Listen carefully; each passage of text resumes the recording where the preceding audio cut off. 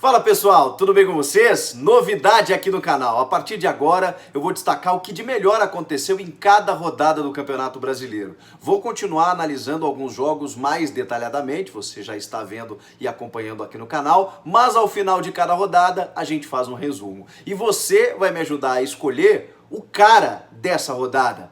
Vamos nessa? Na terceira rodada do Brasileirão, Galo, Bahia e Vasco 100%, mas o Galo é o único que tem 3 jogos, por isso é o líder. Santos e a dupla Fla-Flu conquistaram a primeira vitória. E os técnicos Luxemburgo, Fernando Diniz e Thiago Nunes estão pressionados. Vamos destacar o que aconteceu de melhor nessa terceira rodada? Chega mais, inscreva-se no canal e vamos juntos!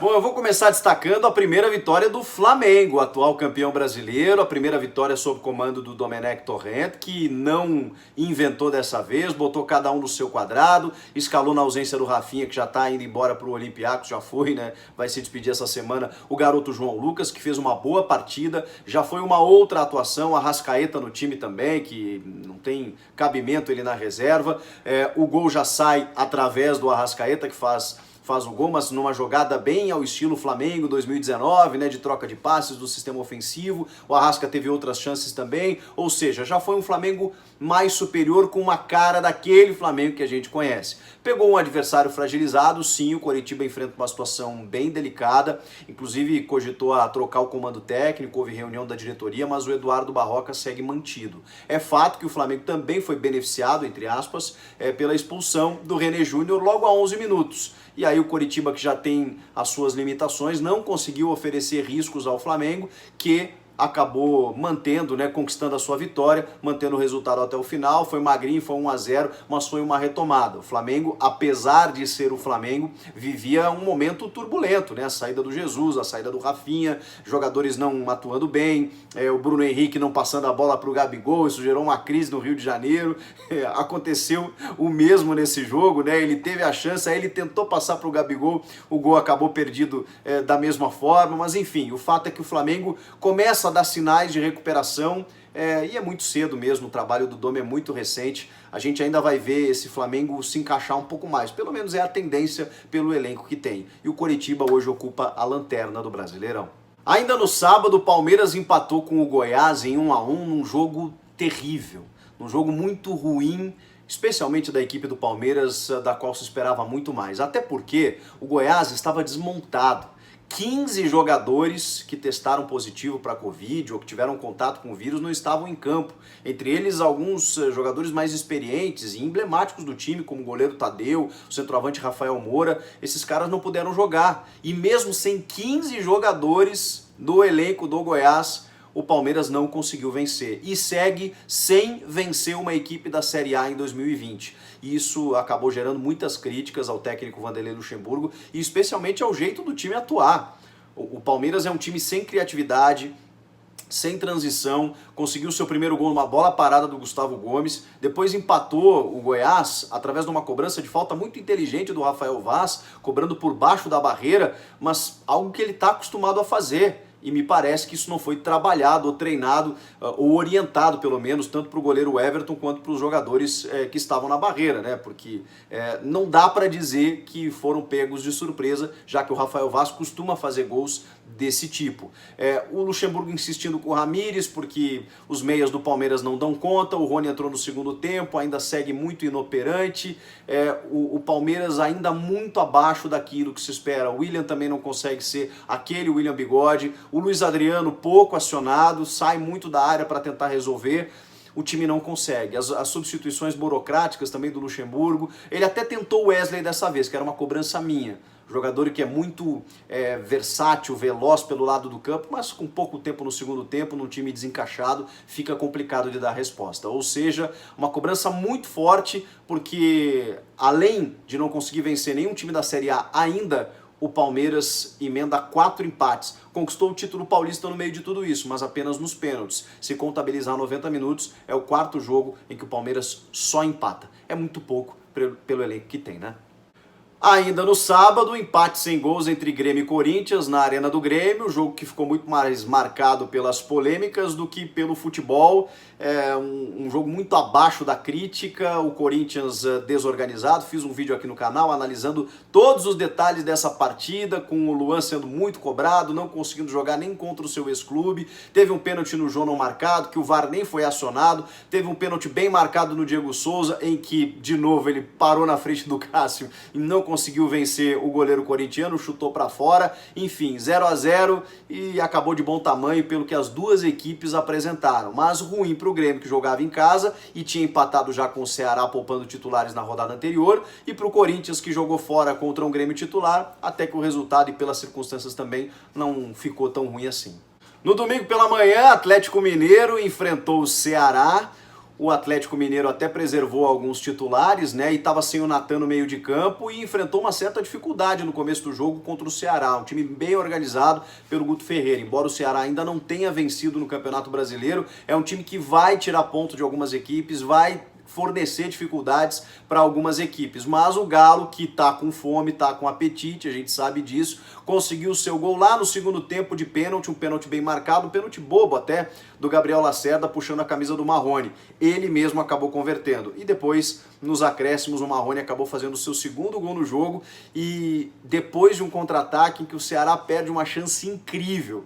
Duas chances, uma com o Kleber e outra com o Jacaré. Aí vem o contra-ataque, o Marquinhos muito rápido, né, inteligente, aciona o Marrone toma a frente da defesa e chuta sem chances para o Fernando Praz. O Marrone, que já marca o seu terceiro gol em 7 jogos no Galo, leva o Galo à sua terceira vitória consecutiva, 100% de aproveitamento, líder isolado, e deixa, né, todo mundo com a pulga atrás da orelha. Onde será que esse Galo vai chegar? Será que o Atlético vai voltar a ser campeão depois de 1971, quase 50 anos? É uma tendência que o Galo seja o favorito, o candidato pelo menos, vai brigar pelo título e já arranca muito bem nesse Campeonato Brasileiro. No Maracanã, Inter e Fluminense jogaram. O Fluminense não teve o Odair Helma na beira de campo porque ele testou positivo para Covid, então o Flu foi comandado pelo seu auxiliar. E o Inter sai na frente, o Inter que tinha 2 vitórias nas 2 primeiras rodadas, estava em busca de 100% também, sai na frente com o Paulo Guerreiro. Aliás, o Guerreiro fez um ótimo primeiro tempo, fez grande jogada, tocou para o Edenilson que quase fez um golaço. Depois o Guerreiro fez o seu gol. O Inter estava até então dominando a partida, mas o Fluminense conseguiu a vitória em bobeadas da defesa colorada. Primeiro a gente tem que dizer o seguinte: o técnico Eduardo Cudê, sem o Bruno Fux, que está sendo negociado para o futebol da Rússia, ele, ao invés de apostar no Rodrigo Moledo, que imaginava eu, e acho que todos os torcedores do Inter e muita gente, que ele seria, primeiro, uma primeira alternativa. Segundo, que um reserva imediato. Se ele queria apostar no Bruno Fux pela melhor saída de bola ao lado do Vitor Cuesta, tudo bem. Mas o Rodrigo Moledo, tecnicamente, ano passado, juntamente do Cuesta, os dois fizeram uma das grandes duplas de zaga da América do Sul. O Inter ficou um tempão sem levar gols, os dois estavam muito bem na equipe, casaram muito bem. Esse ano o Cudê chegou e testou o Bruno Fux foi vendido, eis que ele escala o garoto Zé Gabriel, que atua como volante para jogar como zagueiro. Por conta do quê? Dessa saída de bola. É um menino, não dá pra gente acabar criticando tanto o Zé Gabriel, mas o Victor Cuesta não tem o mesmo desempenho.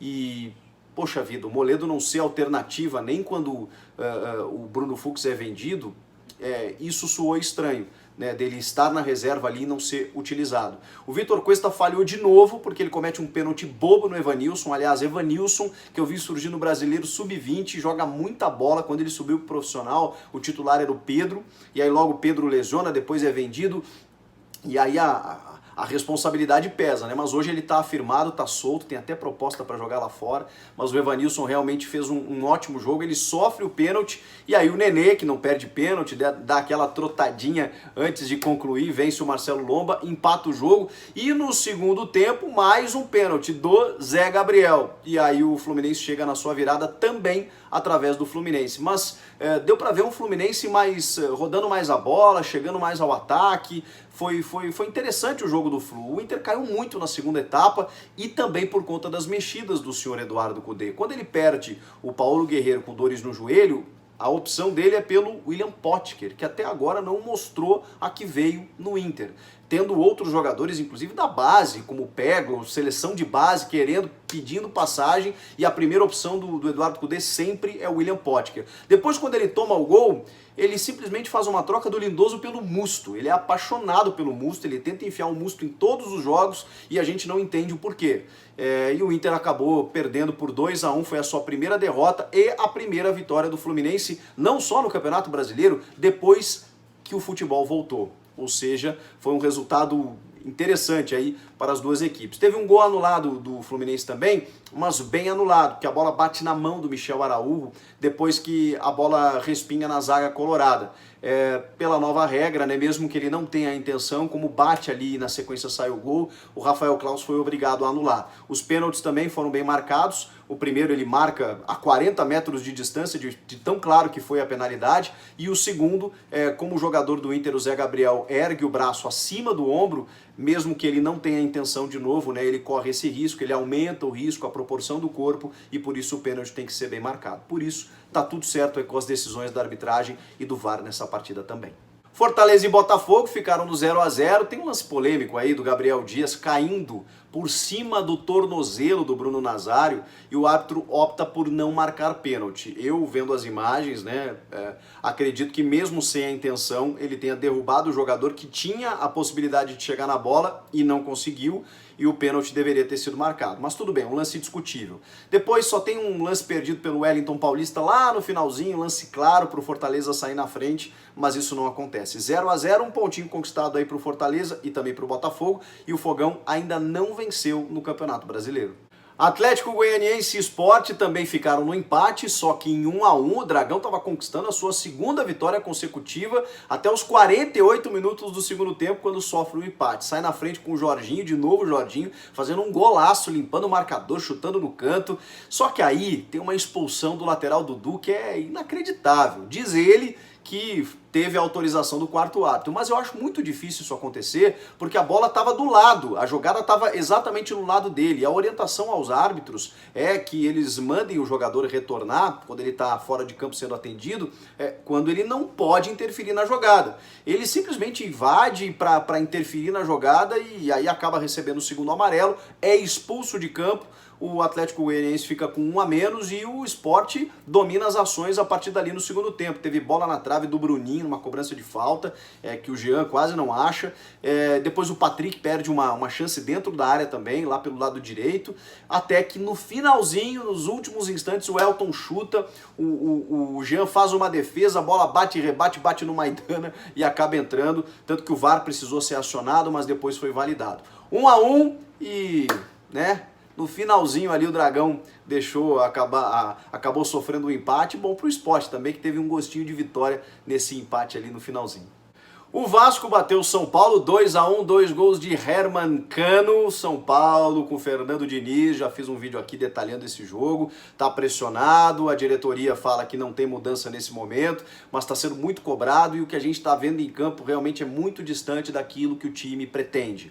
Por outro lado, o Vascão tem que comemorar mesmo, contratou esse argentino bom de bola, bom de gol e conseguiu a sua vitória em São Januário. Ele teve poucas chances e ele precisa de poucas chances para marcar. O São Paulo só foi descontar lá no finalzinho de pênalti, um pênalti que o Reinaldo chutou, o Fernando Miguel defendeu, se adiantou, o VAR mandou voltar e aí ele acabou fazendo o gol, depois o juiz deu pouco acréscimo, tudo isso está detalhado no vídeo lá, mas o importante foi a vitória do Vascão e essa derrota do São Paulo que coloca uma crise um pouco maior no tricolor paulista que precisa se reencontrar e não consegue.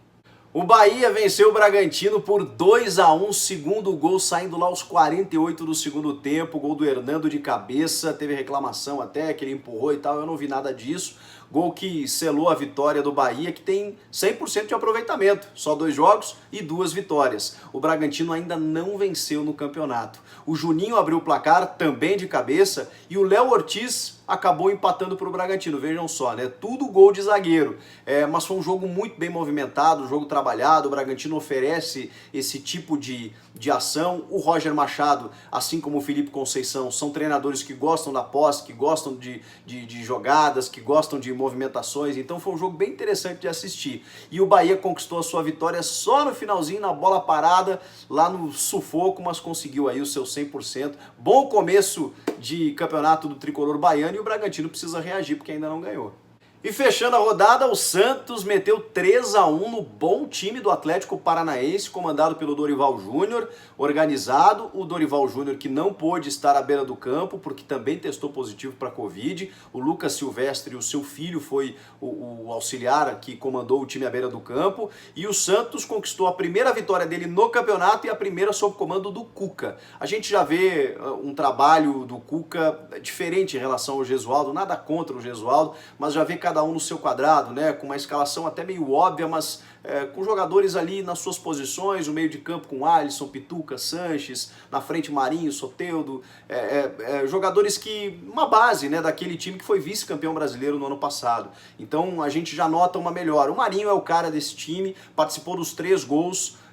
O Atlético de novo mostrou uma intensidade interessante, né? Chegou a atacar algumas vezes, mas o Santos, depois que abre o placar, o Atlético meio que se desmonta, não consegue reagir, tem um choque muito duro entre o Lucas Veríssimo e o goleiro Vladimir. Os dois precisam sair de campo, mas o Santos não se abala por isso. O primeiro gol do Soteldo, jogada do Marinho pela direita, a sua característica, centraliza o Soteldo sem goleiro, acaba fazendo gol. No segundo, a mesma coisa, só que chega do outro lado o Felipe Jonathan, chuta de perna esquerda, um golaço no ângulo. E o terceiro, uma bobeada do Lucas Halter, né, que ele perde o tempo da bola, o Marinho esperto, aposta no erro, ele acontece, ele parte em direção ao gol e consegue fazer o terceiro. E aí depois, numa jogada do Giovânio, o Abner acaba descontando 3-1. O Santos comemora a sua primeira vitória aí no campeonato e o Atlético Paranaense ainda pode se reencontrar porque está mostrando uma cara interessante, com um elenco legal para a sequência da temporada aí sob comando do Dorival Júnior. Agora eu quero saber quem foi o cara dessa rodada. Alguns candidatos aí. O Marrone fez 2 gols pelo Galo, contra o Ceará. O Nenê fez os 2 também na vitória do Flu, os 2 de pênalti. O Herman Cano fez 2 pelo Vasco na vitória sobre o São Paulo. O Marinho foi destaque aí nessa vitória do Santos, participou dos 3 gols. Para mim, eu vou ficar com o Marrone, até porque ele leva o Galo a conquistar o seu 100%, a sua terceira vitória e a ser o líder do Campeonato Brasileiro. Para mim o Marrone foi o cara dessa rodada, mas eu quero saber de você. Comenta aqui embaixo como é que tá o seu time, quem foi o cara para você, o que você achou dessa rodada, qual foi o lance polêmico, vamos conversar, vamos debater, interaja comigo aí que eu vou responder. Inscreva-se no canal, eu volto na próxima. Tchau!